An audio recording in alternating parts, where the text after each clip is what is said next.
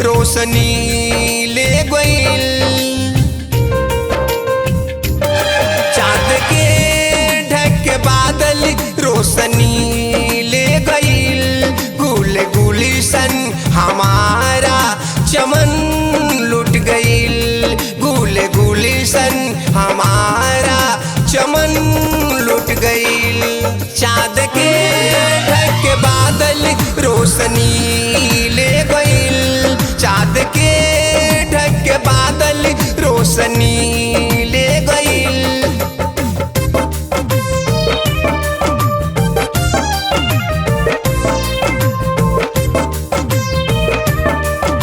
Music by RP Chandan studio.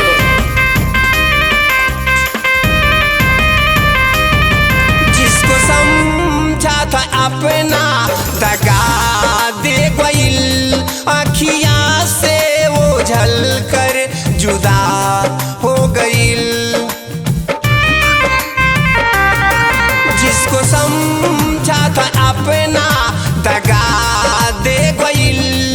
अखिया से वो झलकर जुदा हो गईल। कली से फूल खिलकर पंखुड़ी झड़ गईल। कली से फूल खिलकर पंखुड़ी झड़ गईल। गुल गुलिशन हमारा चमन लुट गईल। गुल गुलिशन हमारा चमन लुट गईल। चाँद के ढक के बादल रोशनी ले गईल।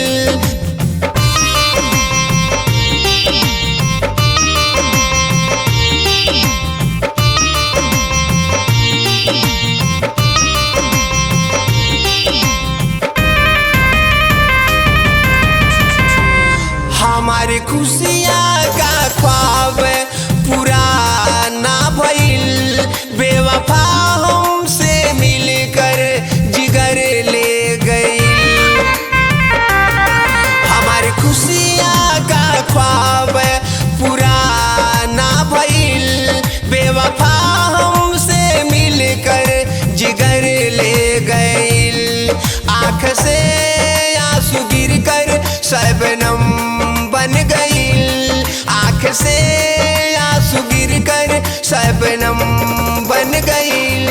गुल गुलिशन हमारा चमन लुट गईल। गुल गुलिशन हमारा चमन लुट गईल। चाँद के